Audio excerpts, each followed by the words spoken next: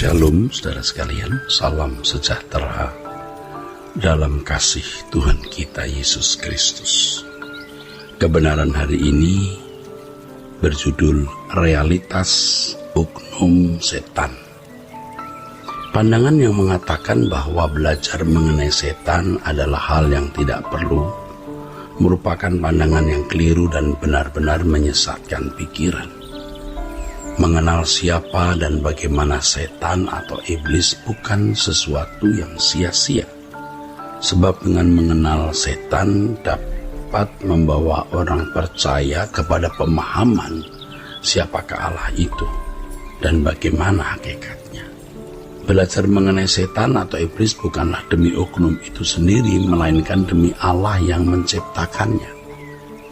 Mengenal Allah Bapa dari segala aspek, termasuk mengenali hubungan dengan oknum setan, adalah hal yang mutlak dan sangat penting. Sebagai anak-anak Allah, orang percaya harus memahami dengan lengkap dan utuh yang dikemukakan Alkitab. Di dalamnya termasuk pengajaran mengenai setan. Saudaraku, dengan memahami realitas setan atau iblis, orang percaya akan dapat memahami secara lengkap dan utuh hal soteriologi atau studi mengenai keselamatan. Soteriologi tidak dapat dipisahkan dari pengajaran mengenai setan atau iblis. Justru keselamatan diadakan karena oknum satu ini. Setan atau iblis adalah oknum yang ikut mengukir sejarah di surga dan di bumi. Di surga, iblis memberontak terhadap Allah. Di bumi, iblis membujuk Adam untuk melanggar larangan Allah dan berhasil menjatuhkannya. Ketika seseorang belajar mengenai realitas setan atau iblis, maka akan terbangun kekaguman terhadap Allah yang maha dahsyat dan perasaan takut yang kudus serta proporsional terhadap Allah. Tetapi lebih dari itu, ketika mengenal bagaimana asal-muasal setan atau iblis yang ternyata pada mulanya adalah makhluk surgawi, orang percaya dapat menemukan kebenaran yang berkaitan dengan rencana penyelamatan umat manusia. Jadi saudaraku, dengan mengenali oknum setan ini, maka kita dapat memperoleh jawaban yang lengkap mengenai maksud dan tujuan Allah menciptakan manusia. Saudaraku, dari pemahaman mengenai setan, kita dapat mengerti panggilan utama sebagai umat pilihan guna mencapai kehidupan sebagai corpus delicti. Corpus delicti adalah fakta yang membuktikan bahwa suatu kesalahan atau kejahatan telah dilakukan. Setan atau iblis tadinya adalah makhluk surgawi yang memberontak kepada Allah. Allah tidak menghukum setan atau tidak menghukum iblis ini yang belum dapat dibuktikan kesalahannya. Saudaraku, sesungguhnya inilah tatanan Allah. Ya, seperti firman Allah menyatakan bahwa di mana tidak ada Taurat, maka tidak ada pelanggaran.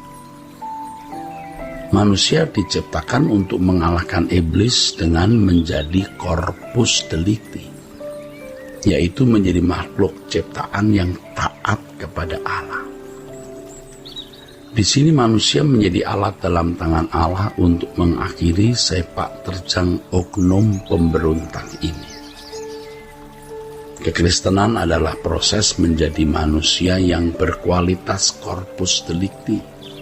Artinya berkualitas seperti kualitas Tuhan Yesus yang memiliki ketaatan kepada Bapa di surga. Yesus adalah corpus delicti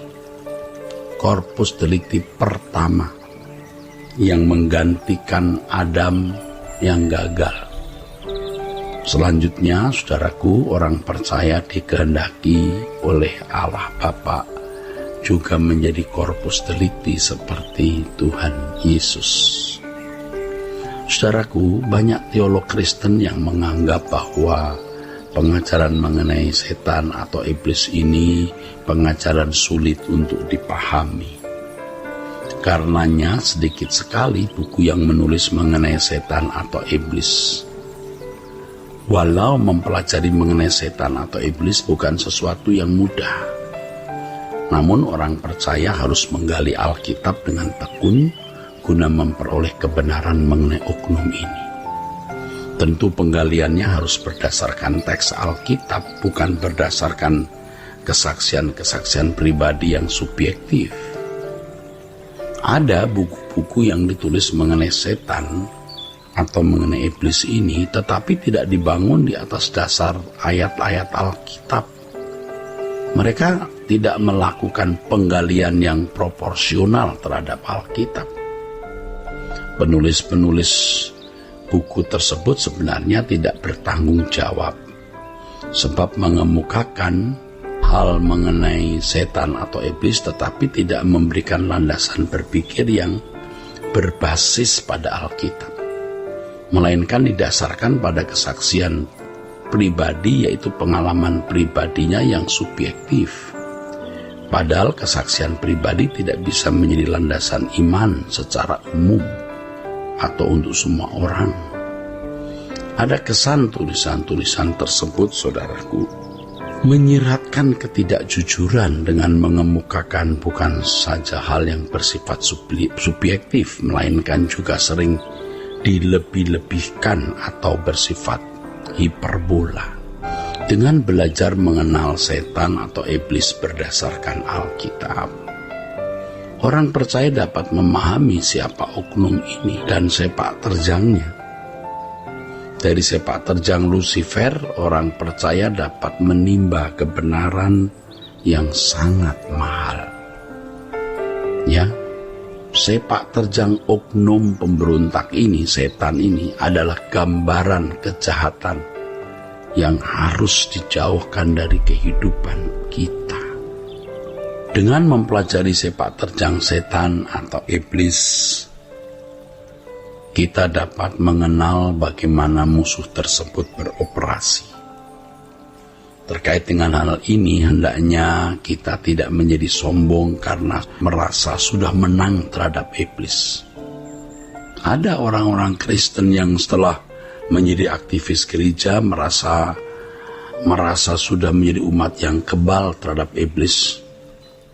Iblis tidak takut terhadap orang Kristen, tidak takut terhadap pelayan Tuhan atau yang mengaku pelayan Tuhan. Iblis pun juga tidak takut kepada semua pendeta.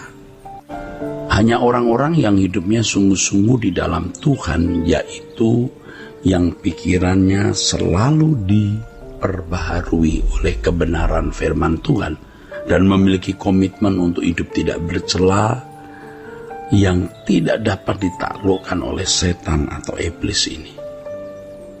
Jadi dengan kita belajar mengenai iblis, kita akan lebih kagum akan Allah yang maha dahsyat, maha kudus, dan memiliki perasaan yang takut secara proporsional terhadap Allah. Nah, saudaraku, inilah kebenaran hari ini. Kiranya memberkati saudara-saudara sekalian. Sola Gracia.